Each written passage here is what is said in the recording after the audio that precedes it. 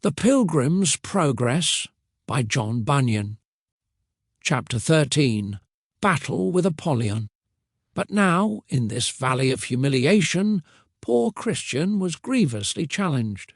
He had gone but a little way before he spotted a foul fiend coming over the field to contend with him. His name was Apollyon. Then Christian began to be afraid, and to deliberate whether to go back or to stand his ground. But he again reasoned that he had no armour for his back. He therefore thought that to turn his back to Apollyon might give the fiend the greater advantage to easily pierce him with his darts. Therefore Christian resolved to stand his ground, for he thought, "Had I no more in my mind than the saving of my life, it would be the best way to stand." So he went on, and Apollyon met him. Now the monster was hideous to behold. He was clothed with scales like a fish. He had wings like a dragon, feet like a bear. Out of his belly came fire and smoke, and his mouth was like the mouth of a lion. When he had come up to Christian, he looked upon him with an arrogant stare, and thus began to dispute with him. "Apollyon, where have you come from, and where are you going?" "Christian, I have come from the city of destruction, which is the place of all evil, and am going to the celestial city. Apollyon, by this I perceive that you are one of my subjects, for all that country is mine, and I am the prince of it. How is it, then, that you have run away from your monarch? Were it not that I hope you would return to my service, I would strike you down with one blow to the ground. Christian, I was born indeed in your dominions, but your service was hard, and your wages were such as a man could not live on, for the wages of sin is death. Apollyon, there is no prince who will thus lightly lose his subjects, nor will I lose you. But since you complain of your service and wages, be content to come back, and the best that our country can afford I promise to give you. Christian, but I have pledged myself to another, even to the king of princes. So how can I, with fairness, go back with you? Apollyon, you have gone from bad to worse. It is common for those who have professed themselves to be his servants, after a while to give him the slip, and return again to me. If you do so also, then all shall be well for you. Christian, I have sworn my allegiance to him. How, then, can I go back and not be hanged as a traitor?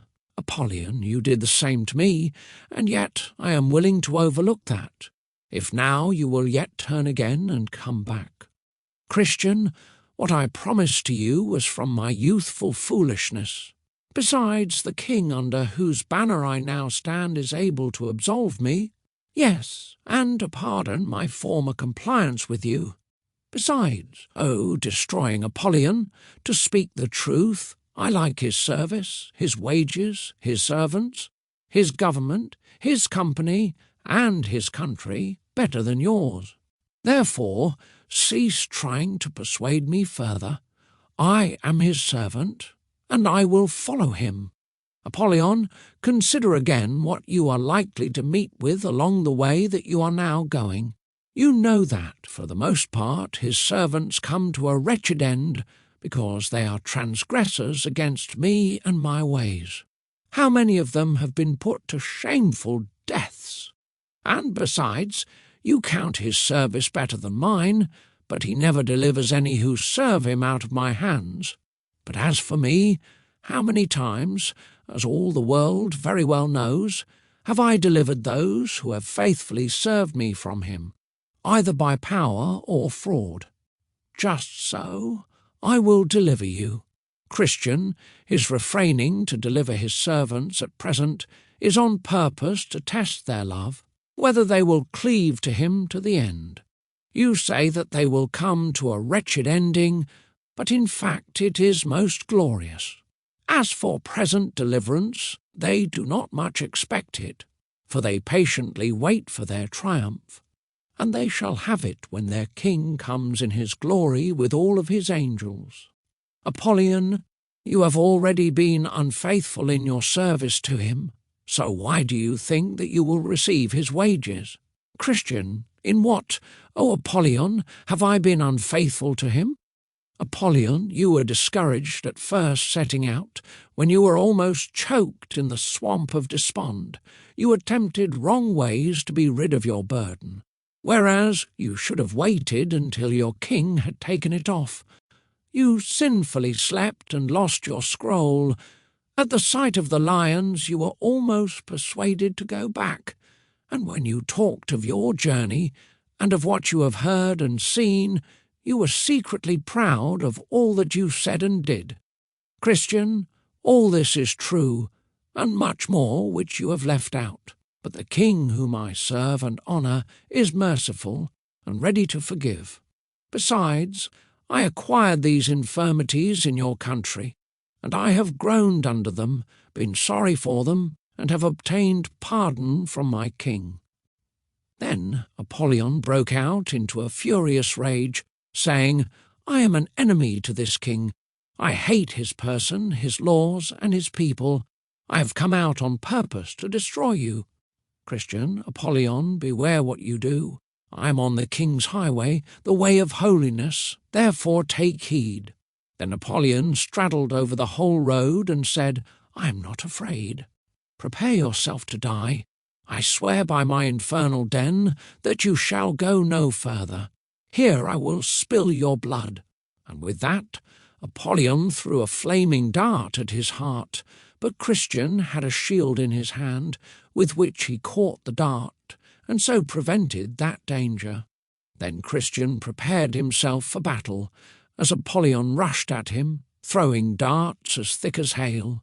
Yet notwithstanding all that Christian could do to avoid it, Apollyon wounded him in his head, his hand, and his foot. This made Christian slightly retreat. Apollyon therefore continued his furious attack. Christian again took courage and resisted as manfully as he could. This intense combat lasted for more than half a day, until Christian was nearly exhausted. For Christian, because of his wounds, was becoming weaker and weaker. Then Apollyon, seeing his opportunity, forced himself closer to Christian, and wrestling with him, gave him a dreadful fall, and with that Christian's sword flew out of his hand. Then Apollyon almost pressed him to death, so that Christian began to despair of life. Then Apollyon exclaimed, "I am sure of you now." But as God would have it, while Apollyon was fetching his last blow to make a full end of him, Christian nimbly stretched out his hand for his sword and grasped it, saying, "Do not gloat over me, O my enemy. Though I have fallen, I will again rise."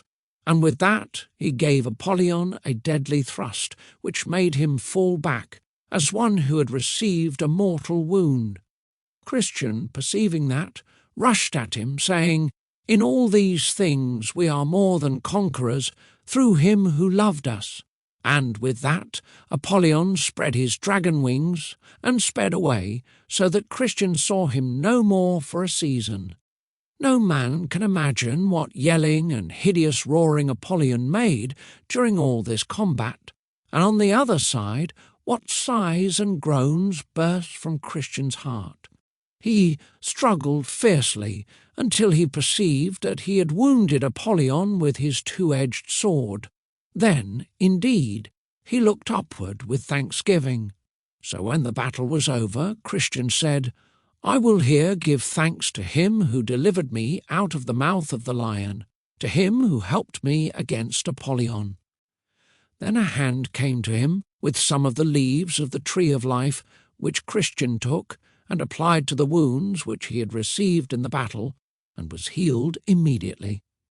He also sat down to eat the bread, and to drink from the bottle which were given to him at the Palace Beautiful.